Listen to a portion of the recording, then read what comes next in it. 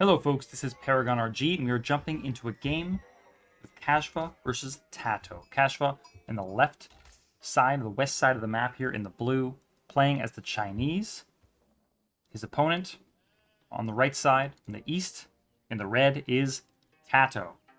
They're playing on Black Forest, so take a quick look at the mini-map. You'll see a few choke points, and this is a map that is pretty easy to wall. This is most likely to get into the late game. I won't say, maybe I've seen the game time. I won't tell you where it ends. But we have both of these factions should actually be pretty good at the late game. HRE is the kind of civ that wants to hit maybe an early castle age, grab some relics. They can deal with walling up a bit, but they may not want to deal with the Chinese late game. So let's get into it. Kasva as the Chinese. We'll keep an eye on what he is up to. Lots of villagers on wood, and we see he is going for an early dock, so that pretty much describes the first couple minutes of his build. TaToH's scout getting out and about here. Kasva about to find TaToH, of course, pretty easy to find on this map. HRE player, do we see a prelate out yet? Let's see, he's clustered back here. So yeah, prelate on a whole bunch of villagers, and he'll build a dock here as well. So the easiest sign here is just seeing how many villagers are on wood, and if there are enough, then that tells you that they're going for fish, right? And there's almost nothing else, so they have to be going for. He has to be going for a dock here. Kasva being very annoying, trying to pick off or at least annoy this prelate, and of course this prelate is automatically not healing up, but inspiring all of the villagers in the area. So those 5 villagers are gathering resources 40% faster. And that doesn't help their actual drop-off time, their time between the wood and here and actually dumping the resources. But this should provide at least 25% actual bonus. TaToH's scout coming to help drive away Kasva's scout. And remember that scouts do actually deal 10 bonus damage to other scouts. So one of the simplest ways to drive away an opposing scout is just to get your own scout on it. Get a couple villagers, poke away, make sure that you have more hit points, and do your thing. Chinese player already out with 2 fishing ships, a third about to pop out. TaToH's first fishing ship about to pop out, so quite a bit behind here on the fish, and I wonder why. It makes me wonder if maybe he's had more on food than he needs. There are a couple of villagers queued up, and he has almost enough food for 2 more villagers. So it makes me think that maybe he could have had another villager on wood. Anything to get that dock down sooner. And I noticed his dock actually did go down later. Something else to note. I think the Chinese docks get... Do they not build faster? I believe they build faster. Anyone can feel free to correct me on that. Some walls coming down in the middle of the map for TaToH. And you'll notice he's walling just across from that relic. And I wouldn't be surprised if we see a wall go down right here as well once he finds this relic. But he hasn't scouted in this direction yet. So we'll see what he gets to there. I'm sure he's about to do it. He needs to know all of the ways in and out of his base. 5 fishing ships out now from Kasva. Oh, but 6 about to pop out, doing really, really well on that front. I imagine he'll be clicking up quite soon. That should be enough food income that he'll be able to click up. And he has lots of villagers on gold, so his gold income will skyrocket as well. I haven't seen an Imperial official, but something to... Oh, here he is. Okay, so he does have the Imperial official on the wood, and I think that makes sense. And I think you only need the 1 here. So something to note is, in one way, the Imperial official is less useful because more of your economy is on the water. Maybe this actually applies to the HRE more than the Chinese. But the fact that you have so many villagers on wood means you can have a single Imperial official, and all of these villagers now drop off 12 instead of 10 wood. And so that's a huge bonus. 20% bonus to 9 of your villagers. You're almost netting 2 villagers there. So pretty big deal. We see Kasva attempting to come forward and place a Barbican of the sun. Of course, he will find that it is walled off. He's run around this way to find that this side isn't walled off yet. Let's just take a quick check on the center, and we see walled off with a gate, but TaToH will probably have to run this villager home. I don't think he's not going to make it. He needs to, yeah, get his scout out there as quickly as possible, and probably another villager as well, and there he comes. So, may actually lose this villager, so that's unfortunate from TaToH, but excellent play from Kasva. Now, both of these players are very high-level Age of Empires 2 players. TaToH, in his day, was probably considered about the number 2. I shouldn't say in his day. He's still very, very good. But is now currently more like top 10 in AoE 2. Kasva is more like a top 30 player. But he's the kind of player that prepares really interesting strategies. And, oh my, how did TaToH lose this?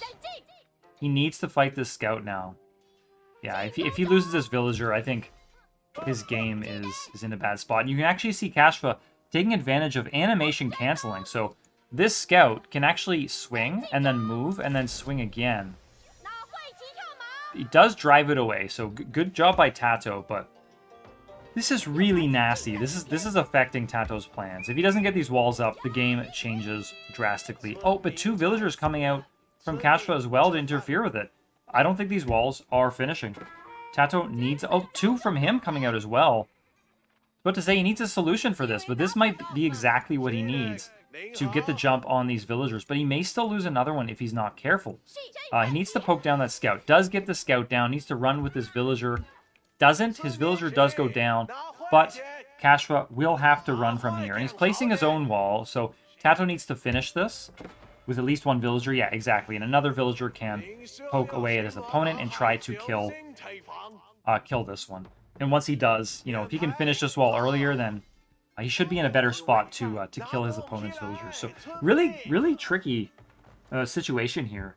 Kasva with a I like this play, trying to quickly wall off his opponent just to get the jump on him and make sure that he can potentially, you know, if TaToH makes any mistakes in here, and now he loses both villagers, and of course he won't be able to place a gate here if he himself is walled off. But didn't quite work out. You can see Kasva has to leave, about half health, third health left on that villager.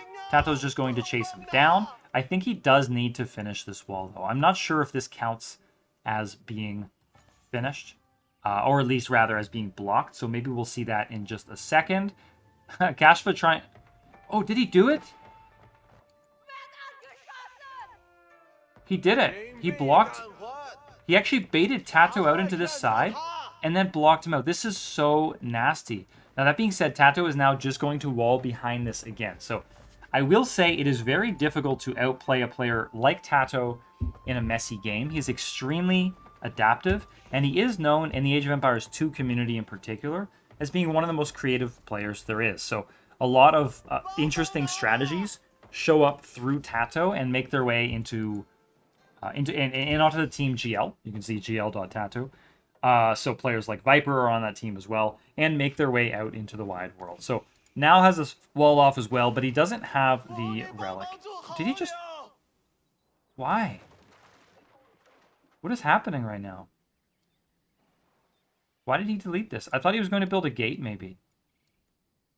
Builds an outpost.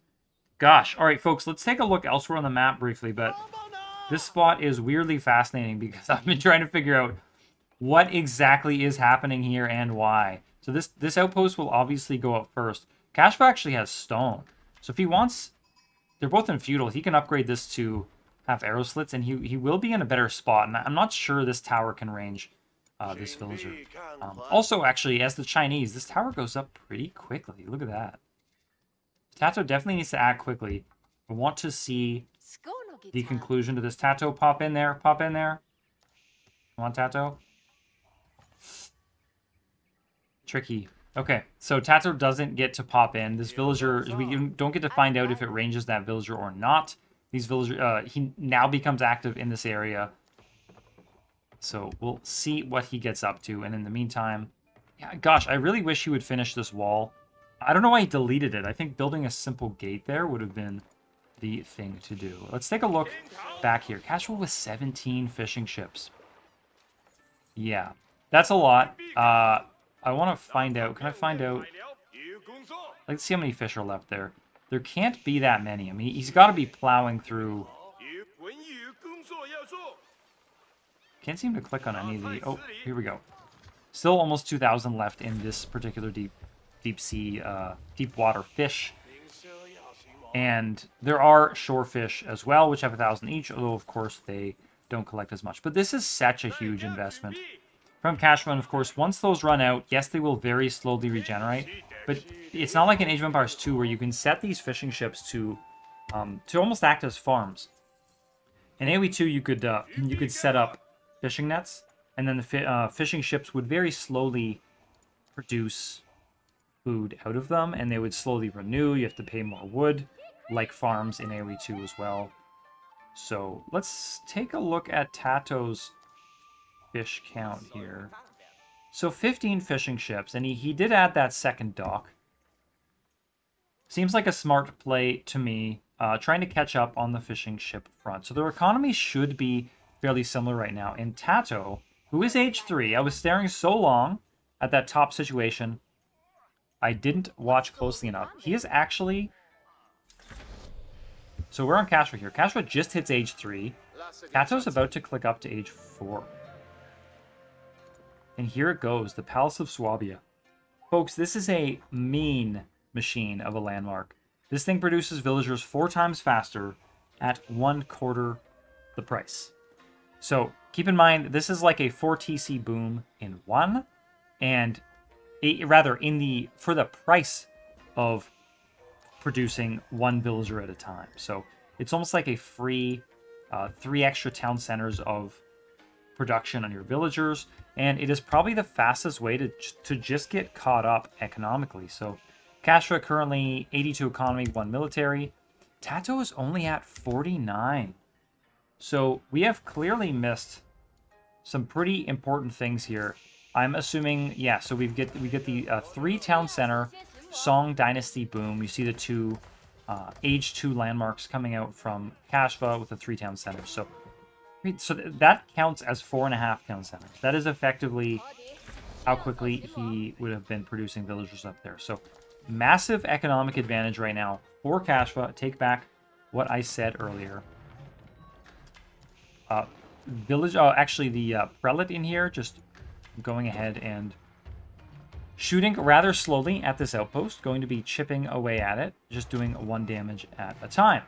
I'm actually upgrading to stone, and a trebuchet coming out from TaToH. I think that's pretty cool. We don't see a lot of trebuchets. I think for good reason. They are very easy to kill with spring ult, and they're just not very versatile units. But that being said, this tower will go down very easily. TaToH wants this relic. He knows he can't get this one, and he can't get this one. Okay, so he needs this one so that he can finish his collection, his set of 3 here in the Regnitz Cathedral, which will bring him from 600 gold per minute. Ignore what you see down there, or rather just multiply it by 3. And he wants 900 gold per minute. So that'll be a huge boon for him. So now, to be honest, I think he has more food than he knows what to do with. So part of that is probably his fishing economy. He was using that food to... So this feels maybe pretty experimental from TaToH. It doesn't feel like there's a really solid plan. Is he running out of building room? He just deleted something there. Let's take a look now. Kasva at 108 economy, 71 for TaToH. So definitely making up ground on that front, but still far enough behind that he's going to be in a pretty tight spot. There's a keep now beside the walls of TaToH, a keep for Kasva. Enough crossbows that this is going to be pretty hard to do anything about with men-at-arms. Villagers coming forward just for their torch damage to take out the wall. And we see a clock tower, nest of bees as well. So already a nice little composition. Very Chinese unique composition coming out here. Palace Guard. Yeah, I wonder if... So he's probably still in the Song Dynasty. I didn't see any additional landmark go out. You see him making use of the villagers for that 40 extra population there. Continuing to be active with the Imperial officials. Definitely gold to be collected there, but that is okay. And he has the upgrade as well. So his Imperial officials can hold 40 gold at this point, which makes them that much more effective at collecting their tax revenue. Forward keep from Kasva. This is so aggressive. We're 15 minutes in, folks. He has 120 economic units. You know, about 20 of those are fishing ships. But 100 villagers at 15 minutes. Multiple forward castles, siege, and crossbow. Good lord. You know, what are we supposed to do about that? So, this bombard is going to go down. Yeah, it goes down. The scout actually finishes it off. TaToH is in a really rough spot here. Crossbows on his barracks. So, I mean, crossbows are going to kill just about everything that pops out of the barracks. I mean, Landsknecht might be your best option. Oh, and he is actually switching to Landsknecht.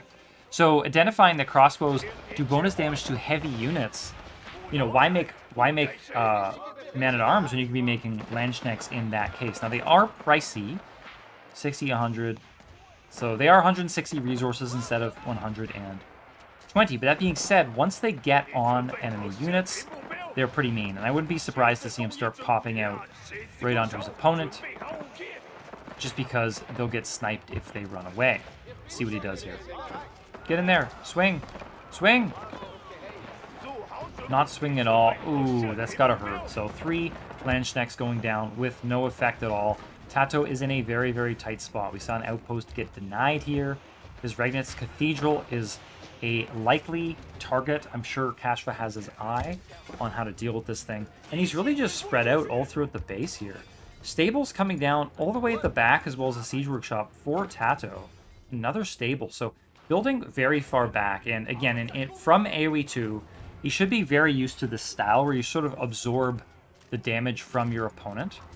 And I mean, I think he should even consider some sort of stone wall here, just to keep this area safe. Remember, this is his Palace of Swabia, and this thing is pumping out villagers. Sorry, I'm on Kasva there, who's at 138 economic units now. TaToH at 83. So he is 55 behind right now. Completely outrageous. I really don't know how you catch up from that. That being said, there is a lot of food here that hasn't been used, and I'm sure that's why he wants to make... why he wants these stables, so he's pumping out horsemen. I even think they should be going to here. You don't want your opponent seeing these and then acting on them, right? If he jumps on them, then TaToH is going to be in an even tougher spot. Another keep coming down from Kasva. So he's done an excellent job moving throughout the map. More villagers coming forward, possibly just to more resources. Maybe the gold up here. Or, oh wow, look at this. Yeah, barracks all throughout the path on the way to TaToH's base. Battering rams in now. Taking out any defensive emplacements TaToH has. Here's a stone tower. Likely with some kind of upgrade like a sprinkled emplacement, but can't quite tell because there are currently villagers in it. That thing's going down pretty quickly at this point. TaToH is at his wit's end. I think there's not... I'm trying to imagine what he could do. He really needs... So let's see the horsemen. He only has 3 horsemen. Oh, there's 4 more here. But that is really, really not enough. I mean, he's going to need something like 20. You know, 20 probably just to deal with this. And even then, there are a bunch of Palace Guard who can act as meat shields for it. So, yeah, he needs a lot more than 7. I'll say that. So, 9 there now from TaToH. Starting to move forward, or at least to the side. He probably wants... Yeah, he's going to try to take out these rams. He really doesn't... Ooh, a bombard coming out, so he probably wants to defend that as well. Aye, aye, aye. TaToH, what's the plan here? Now at 95 economic units, so... You know, making up ground really, really quickly, but... It is just not enough. And to be honest, I say making up ground, but... You know, 3 town centers... with the Song Dynasty for the Chinese player. That's 4.5 town centers worth. This thing is 4, and I guess he has his base town center, though I'm not sure. Yeah, he has continued to make villagers out of it. So in reality, though, he's only actually catching up on like 0.5 villagers I guess every 20 seconds he gets half a villager ahead. Yeah, not ideal for TaToH. Elite horsemen. So 17 horsemen there now. There's a bombard in the back. But they get stuck on here. Delete the barracks. Just go around. Get to these crossbows. I think if this battle goes poorly for TaToH, he calls it. Bombards will take out the clock tower nest of bees if he lives that long. Horsemen are being taken out by the crossbowmen. This is looking pretty bad for TaToH. And he calls it. So, Kasva beating TaToH in Black Forest, Chinese versus Holy Roman Empire. Pretty cool attempt with the Palace of Swabia from TaToH, but just couldn't keep up with the Song Dynasty 3-town center boom from Kasva. This has been Paragon RG. Thank you so much for watching, and I will catch you next time.